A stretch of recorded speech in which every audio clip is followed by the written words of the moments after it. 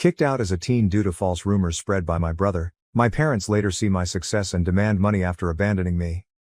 Years later, when my parents noticed my accomplishment and demanded money after they left me, I was kicked out as a teen for false rumors passed by my brother. 28-year-old female with twin brother. My twin brother and I grew up getting somewhat different treatment from our parents. As the so-called black sheep, my parents really appeared convinced, for some reason, that my brother was destined for brilliance while I was more interested in sports or hanging out with friends than in academics. Their continuous comparisons demoralized me and damaged my self-esteem. I was treated like an afterthought when a child, having to watch my brother throw lavish birthday celebrations with friends. While I was never even allowed to bring guests back to our house, he frequently slept over with them. To be really honest, I hated every minute of my youth. My grandma seemed to be the only family member who really gave me any thought. She always brought my preferred chocolates and sometimes dropped a few bucks to me so I could treat myself later when she visited us. This obvious preference for my twin brother evolved over the years into emotional abuse aimed at me. My parents would publicly criticize my hobbies and academics. No matter how hard I tried, I could seem to satisfy their ideal of the perfect child. Though I excelled in athletics, they forbade me from engaging in extracurricular activities since they wanted me to focus exclusively on schoolwork, exactly as my brother. It was annoying, and as a little child I felt powerless. I grounded once again later in my sophomore year. This time the crime was having Snapchat on my phone. Apart from all teenagers my age, I had done absolutely nothing wrong, except I had downloaded this app to keep in touch with my buddies. But since my parents had prevented me from talking with my pals, this was a major offense and a betrayal of their trust, said my parents. They went batshit insane on me, dumped all of my stuff around the room, then removed the doors from their hinges and informed me I would have no privacy as long as I lived under their roof. Seeing my parents treat me this way, my identical brother made my life worse instead of helping me. Our parents' unfair behavior produced a poisonous surroundings that let him take advantage of the circumstances. He started lying about me, accusing me of things I never done so he might get away with everything. Should he steal something, he would easily point the finger on me and my parents, already inclined to view me negatively. His falsehoods were easily accepted. He would make fun of my appearance and belittle me in front of my schoolmates. Still, I had a large group of friends at school because I was friendly and open about forming relationships. But my twin, an introvert, felt uncomfortable and started to hate that I could interact with people. When no one came up for his birthday at our 14th birthday celebration, this jealously peaked. While in sharp contrast, my friends took me ice cream and I had an overall great day. I have no idea why his friends did that to him. This enraged my brother still more. My brother started spreading false accusations about me at school, presenting me as a spoilt child, in order for retribution. Since our parents liked him more, he misled everyone by saying I was physically mistreating him at home. I had no idea he went to such a terrible degree. He would punch himself, carefully causing injuries like a black eye or bruised shoulder, in order to create evidence. He would boldly enter school the next day showing the self-inflicted injuries as evidence of my claimed brutality and create stories. He would lie, claiming that his injuries were from innocent sports like football with pals, whenever our parents asked him about them. People started to trust his twisted view of events as the lies and his claimed black eyes gained momentum. Whispers soon spread and even my friends started to glance at me with mistrust. I first observed minute changes. People who used to converse with me in the halls suddenly started to fade. Group hangouts started to get fewer and more spaced apart invitations. People hesitated to be around the apparently spoilt girl accused of aggression, as if a switch had been turned off. I plucked the bravery one day to ask my former best buddy why our relationship had deteriorated. She talked about how my twin brother had been spreading gossip about me. She exposed the thorough lies he had told everyone, charging me of things I had never done.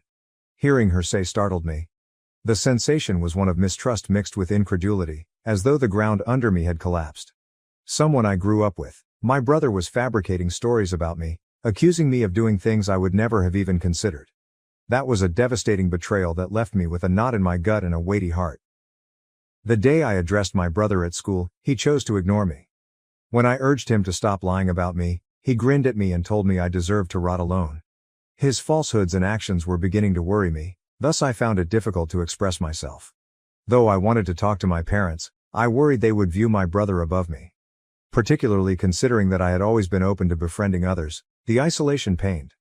The lies driven by jealousy from my brother seemed to be destroying the relationships I had developed over years. Teachers too started to become caught in the rumors. It was a dreamlike sensation, as though I were living in a parallel universe in which the evil narrative woven by my twin eclipsed my actual self. The lies were influencing people's actual impressions of me, not only teenage chatter. They had evolved beyond simple gossip. The terrible news soon got to my principal, and suddenly my worst nightmare materialized. Along with our parents, the main called my brother and me straight into his office to go over these supposedly rumors. Heart thumping, I sat there as the principal insisted on the reality. Though I expected my brother would at last come clean, he doubled down on the lies. He told the principal straightforwardly that, indeed, the allegations were accurate and characterized me as a bully who roamed about physically assaulting him while our parents were not around. I found it hard to believe. My brother kept telling this twisted tale about how I was furious at him for getting more attention from our parents, and shock flooded over me. Though everything of it was lies, he stayed to his tale like glue. Hearing my brother's tale, my mother started to cry. She grabbed onto my brother if he were some sort of hero. Telling my brother that he was brave to speak up and that he would be ensuring nothing would ever happen to him, my dad sought to console him. That day, I tried to defend myself by begging the principal that everything was made up. Desperate to swim to the top, I felt as though I was drowning in a sea of accusations. Yet, my brother persisted in saying that I was this furious, aggressive person venting daily on him. As my mother clutched onto my brother, my tears kept flowing and I started to see accusing stares. It was like battling a wall of belief in my brother's invented narrative. Saying the school didn't accept bullying and that these were reasons to punish me, my principal chastised me severely. I begged him not to suspend me, but he shook his head, declaring he couldn't let it slip. Tears running down my face, I begged him to understand that I did nothing to help my brother. The main insisted that I would be suspended for 10 days so that others may learn from this never to bully anyone. It really hit me, and I started crying even more, almost asking him to think twice. Furious and ashamed of the overall state of affairs, my parents hauled me from the principal's office. I refused to go. They were not understanding what I intended to provide as my argument. We left the institution, my heart weighed with shame and frustration. Things changed dramatically when we arrived home. Out of the blue, my dad started packing my stuff. Startled, perplexed, I had no idea what was occurring. When my mother questioned him what he was doing, he simply yelled that he cannot allow my brother to live in the same house anymore. I begged my brother to give them the truth, almost on my knees, but he stayed frigid, unmoved by my tears. After finishing packing, my dad dumped the luggage into our foyer. Still pleading my dad not to kick me out, I grabbed to his legs. Like a dream coming to pass. A bully like me didn't deserve to dwell in his house, he told me, and he would ask his mother, my grandma, to come fetch me up should she so want. The planet seemed to have collapsed under my feet. Surrounded by my stuff strewn in the foyer, booted out from my own house, I stood there shocked. My grandmother did show up finally. She helped me get into the passenger side by gathering all my stuff and arranging it in the car. Before approaching my parents' front door, she checked to be sure I had on my seatbelt. She rang the doorbell, then started to shout at my dad for treating me this way when he opened it. She cautioned him sternly that she would not hesitate to engage the police or CPS should he ever approach me or try to get in touch once more, as what he had done to a child like me may eventually land him in prison. Trying to avoid responsibility, my mother said it was mine. But my grandmother wasn't feeling it at all. Emphasizing that I was only a young child who deserved not to be abused in such a merciless way, she stood her ground defending me. I had never felt such power in my life till then, from my grandmother. She trusted me rather than cowering to my parents as they thought. We finally left, my house the only place I had ever grown up in, behind us. It is impossible for me to adequately describe how intolerable the suffering I went through during that period. Though my grandma begged me to, I recall simply crying on the bed and not eating anything. She was likewise startled when I told her what my brother had done. She told me she thought my side of the story, and it made me glad at least one person had my back. The idea of going back to school was like stepping back into a lion's den once the 10 days of suspension ended. The faces of my students told volumes as I walked into the known hallways: judgment, murmurs, and sidelong glances. The weight of the unfounded charges hung in the air. My brother, meantime, deliberately disregarded me and behaved as though I didn't exist. A few people who saw him as the victim of my assaults and agreed his side of the story had grown friends with him. No matter how hard I attempted to present my side of the narrative to anyone, it was ignored. I was an outsider, labeled unfairly and carried around like a shadow wherever I went. The classroom, the cafeteria, the hallways, the eyes that locked with mine were contemptuous and mistrustful. I started to go alone. I would head down, show up for every class, have lunch by myself in the cafeteria, and head straight home. I had no friends, and it seemed as though everyone just didn't want me there. My parents never once phoned to see how I was doing throughout all this. My grandma would tell me again and over that life would finally be good and that this was not my fault. Having decent marks when I finished from high school, I was looking forward college, where maybe I would have a better life. I first felt what freedom felt like only when I left for college. Nobody was monitoring my shoulders, none was comparing my marks, and none was trying to challenge me, for the first time.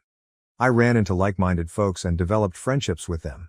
Though my family and peers had caused emotional and physical scars over the years, I focused on putting all behind me and savoring this collegiate experience as much as I could. It was around this period that I developed my flair for content writing. Though I had always wanted to be a writer, I chose to give up on my ambition as I wasn't sure whether it would be long-term viable. But I decided to start freelancing and writing in order to pick some side money. Signing up on several freelancing platforms helped me land work from well-known companies. I began gradually compiling a portfolio of my works this way. I kept this side project throughout college and never approached my parents for one penny. Instead of landing a corporate job upon my college graduation, I discovered I could work full-time in content writing. The several clients and long-term professional ties I had with them helped them to rope me into several initiatives of theirs, thereby enabling me to be doing rather well. Having a respectable freelancing profession let me travel the globe as a digital nomad in addition to make me financially independent. Though it was certainly not easy, traveling helped me heal from past. I grabbed as much as I could and gambled on myself. I have seen so much of the globe throughout the years, yet I still have so much to see. My grandma was the only member of my family I thought about all through all this. I really loved her. When I moved out, Mother was quite depressed, yet she knew I had to be independent on my own. Though I have a busy schedule, I would make it a point to be with her whenever I could. On the weekends, I would go see her, usually sitting on the porch or enjoying meals together, lost in talks ranging from childhood stories to more current events. On weekends, I would spend whole days assisting Mom with housework or taking her for a leisurely stroll to the neighborhood park. Lately I finished one of the most significant assignments of my career. Though I cannot name the brand, I was quite fortunate to create blogs and product descriptions for them. Following the assignment, I asked the team I collaborated with to offer me favorable feedback on my website, which they were more than glad to do. Knowing working with this brand was a big event, so I grabbed screenshots of some of their evaluations to publish on Instagram. Many additional content creators, as predicted, contacted me to celebrate my professional achievement and even shared my tale to assist in dissemination. This is how I began receiving messages from random people needing assistance with their websites. Some of my family also spotted this and contacted out to congrats me. Eventually, the principal of my college got in touch. Seeing that I was doing so well, he had gotten in touch with me and asked me to visit college for a lecture to discuss career paths as a content writer to students. Though I struggle with public speaking, I was really anxious, so I decided to take a chance and consented. My life seemed to have gone full circle when I stood before expectant faces imparting my knowledge and views. In my lecture, I discussed the difficulties I encountered and how I persevered in spite of many demanding days. Empowering others and helping the writers' community flourish was, quite honestly, a really rewarding experience. As individuals related to several of my clips, they began to go popular on Facebook groups. Being at last appreciated for my effort felt fantastic. I received an invitation to speak on a local news station last week. The presentation highlighted the advantages of content writing, and they asked me to share with their viewers my path and observations. Though a little anxious, the chance excited me. I discussed my experiences, the value of client feedback, and how a little thank you note might create amazing possibilities during the show. The chance to inspire more people in the profession and appeal to a larger audience humbles and excites me. I also posted some of these snippets on Instagram when it eventually aired, as I felt honored to be asked to a TV show. My cousins and family first began learning about my work performance this way. You see, my parents had no knowledge that I was working with well-known businesses and receiving invites to TV shows, as they never discussed me with anybody. This is how rapidly information got out inside my family. I suppose this TV interview must have at last made sense to my parents. A few days later, I was working on another job and found my phone quiet. When I checked my phone after finishing my work, I found 6 missed calls from my mother. Surprised her name on my phone truly startled me, since it had been a long time since she had phoned me. After all those years of quiet, I couldn't understand why she was phoning. I hesitated, then called her back, and she picked up right away. When I asked her if everything was good, my mother started praising me. Usually seated right there with Mom, my dad also joined in the discourse. He began asking about my life and well-being, and I responded without much thinking. It wasn't odd until they started asking how much I was making these days. My dad answered that we were family, thus I shouldn't be shy sharing with them my salary since it is none of their concern. I assured him I was doing financially really well. Hearing this, my mother started to explain how difficult their life was these days. My brows wrinkled with mistrust. Here is essentially our conversation's general flow. Mom, we have been wishing to remodel the house for some time. We are retired now. Though we have no savings left, its shape is not ideal. Me, okay. Mom, we have hope since your success. Having seen your TV interview today, we reasoned perhaps you could assist us by covering the renovations costs. Dad, we are family first of all. You should not hesitate to forward some of your income to us. We truly need your assistance. Me? Are you teasing me? Having not even spoken with you for years, why are you requesting money? While I appreciate the congrats, I am not going to assist you in any capacity. I wonder what motivated you to get in touch to me. Hearing this, my mother began to remark how I should have been appreciative and that I should have helped them as family. My dad also said that this was the least I could do, since my parents deserved to be looked for. I wanted to give them some of my thinking since I was so offended at this. I thought suddenly of something. Rather than merely fighting with them, I chose to teach them a lesson for lifetime since mistreating me all those years ago caused them to leech off me. I informed my parents I would be ready to assist them should they agree to my requests solely. My dad asked me, perplexingly, what they were. I immediately set out my demand. If they sought my assistance, they had to openly acknowledge in front of our family and friends that my brother was the brains behind the nasty allegations damaging my name. Believing their lies and manipulation would help them to humiliate my brother the same way they had humiliated me before everyone. I wanted them to own their deeds and admit the suffering they had caused. Hearing my impossible condition, my dad started to doubt the need of such an admittance. I stood my ground even though my mother informed me that this was all pretty pointless and that we could have a private conversation apart from others. This condition was non-negotiable, that was what any help they sought for in the future required. My dad spoke up as the tension grew, stressing his part as my father and underlining that it was my obligation to assist my needy family. Emphasizing the years they had spent raising me, my mom, in a last-ditch effort, urged me to act morally and assist them. Their abrupt appeal struck me as ironic.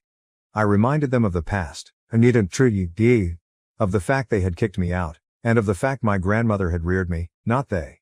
They were increasingly restless, but I firmly reminded them that if they wanted to approach me and ask for my financial help going forward, then the truth had to be admitted publicly and my brother had to pay repercussions for his deeds. My folks have been calling me non-stop since our chat, but I'm avoiding their calls. Even phoning them back that day makes me regretful. If I did nothing at all to assist my parents, would I really be in the wrong? Update 1. Since I last told my tale a week ago, things have been a whirl. And the help and encouragement I have been getting from everyone has been deluging. Knowing that I'm not alone at this period makes one hopeful. After all they have gone through, I am happy everyone feels I should not interact with my parents or even think about helping them out. I knew it was quite almost impossible for them to do, hence I even set them such a condition. Though they might have discovered by now that it was all his lies, I know they will never put my brother through what they put me through. They love him too much. After my parents once more tried to get in touch with me today, my brother sent me a nasty text message. I ignored their calls. He composed this. Hey sis, I can tell you every day without you in my life has been fantastic. It's been a long time since I seen you. Mom and Dad contacted you, from what I heard, and you gave them an insane directive. You know, they never are going to follow through on it. They will never do anything to damage me, and they most obviously never loved you. Although I did lie about you 15 years ago, it has been a long time since then, hence cease being so self-serving and attempt to let go from the past. You are childless and single anyway, hence why would you not want to assist them with house repairs and renovations? Act moral and be a better daughter. Seeing the letter felt as though it were a stab to the chest. His lack of empathy was evident in the boldness to discount the hardships I had gone through and the conditions I had established. Emphasizing my single and childless status, the effort to guilt-trip me added still another degree of insensitivity. Not only was his implication that I should put their needs ahead of my own well-being objectionable, but it also underlined how little he considered me. Frustrated and driven by a deep need for justice, I determined it was time to intervene and expose the truth buried for too long. Sitting down to send an email to my parents and close relatives, I shared the terrible facts of my life and the unfair treatment I had suffered in my family house. In the email, I detailed how my parents treated me differently from my twin brother and the rigorous and repressive surroundings I had lived under. The email also explored the damaging and wholly false rumor my brother had disseminated about me in school, which had resulted in serious repercussions and damaged my name. I wrote on how my parents had kicked me out to the curb and how, had it not been for my grandma, by now I may have been dead in the streets. I encouraged everyone to read a note my brother had emailed toward the end. I included a screen grab showing him owning to lying about me. It was an unambiguous confession meant to reveal the lies that had lasted far too long. Just an hour ago, I wrote the email. Once my parents and brother see it, all hell will explode. I will let you know nextwise on how my family responds to my email. Update 2. My last update was 1 month ago, and as you might imagine, a lot of things have transpired this month. My family burst upon getting the email. Relatives who were earlier ignorant of the degree of the favoritism and emotional abuse have criticized my parents. Many of the family members contacted me apologizing for not being there for me and stating they had no idea about all this. I decided to contact a lawyer after my brother and dad sent me a torrent of text messages beginning to get increasingly violent and nasty.